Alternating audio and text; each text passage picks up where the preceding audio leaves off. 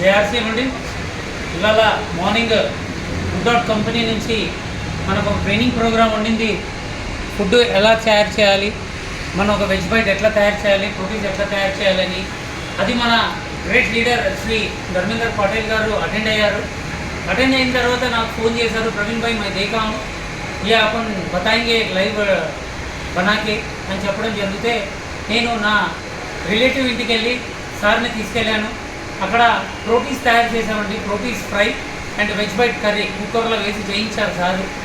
అది అక్కడ ఉన్న వాళ్ళకి చాలా నచ్చింది. అది ఆ ఫ్రై కానీ తర్వాత ఆ పకోడీ ఏదైతే చేశాడో ప్రోటీన్స్తోని ప్లస్ ఆ వెజ్ బైట్ కర్రీ ఏదైతే చేశారో అది చాలా నచ్చింది. నచ్చిన తర్వాత మా వాళ్ళు ఇమీడియట్ ఇది ఎక్కడ దొరుకుతుందని చెప్పడం జరిగింది. సో ఇమీడియట్ ఇవాళ ఈవినింగ్ ప్రోటీన్స్ 30 ప్యాకెట్లు అండి, ప్రోటీన్స్ 30 ప్యాకెట్లు తీసుకోవడం జరిగింది. మీకు పటేల్ గారు అందులో పెట్టడం జరిగింది, ఇందులో మన వాట్సాప్లో.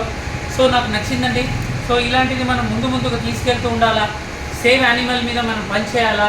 ప్లస్ సార్ గంగాధరాలో 21st ఫుడ్ ఫెస్టివల్ ఉంది అని ఆ ఫ్యామిలీకి చెప్పడం జరిగింది. తర్వాత నేను కూడా దాన్ని వినడం జరిగింది. వినిన తర్వాత ఒక 25 టికెట్లు నేను సార్ దగ్గర తీసుకోవడం జరిగింది. 25 టికెట్లు హైదరాబాద్ నుంచి గంగాధరాకి ప్లాన్ చేస్తున్నానండి. సో ఎందుకంటే అక్కడ కంపెనీ నుంచి రావడం జరుగుతుంది, కుక్స్ ఎవరైతే వంట చేస్తారో కంపెనీ నుంచి రావడం జరుగుతుంది. సో మనం వాళ్ళ దగ్గర టిప్స్ నేర్చుకొని ఎలా వండాలి అనేది మనం చూసుకున్నట్టయితే మన ఇంట్లో మనం వండుకొని మనం ఆరోగ్యంగా ఉండొచ్చు. ప్లస్ ఎవరికైనా బిజినెస్ పరంగా ఏదైనా హోటల్ కానీ ఏదైనా టిఫిన్ సెంటర్ లాంటివి పెట్టాలనుకుంటే మొత్తం చెప్తున్నాను కదండి, ఇలాంటి టిఫిన్ సెంటర్ ఏ ప్లేస్లో మనకు దొరకదు, అలాంటిది మనం పెట్టుకొని మన బిజినెస్ ఇంకా ముందుకు తీసుకోవచ్చు అండ్ మనము ఆరోగ్యంగా ఉండొచ్చు. సో మీరంతా కూడా ఆ ఫుడ్ ఫెస్టివల్కి 21st జూన్ రావాలని, గంగాధరాలో చాలా పెద్ద ప్రోగ్రామ్ ఈవెంట్ ఇది మనం సక్సెస్ చేయాలి. ధర్మేంద్ర పటేల్ గారి ఆధ్వర్యంలో, దిలీప్ గారి ఆధ్వర్యంలో మనం చేయాలి. ఇంత మంచి లీడర్స్ మనం ఉన్నాం కాబట్టి వాళ్ళ సర్వీసెస్ మనం తీసుకోవాలండి. అండ్ కంపెనీ నుంచి రావడం జరుగుతుంది.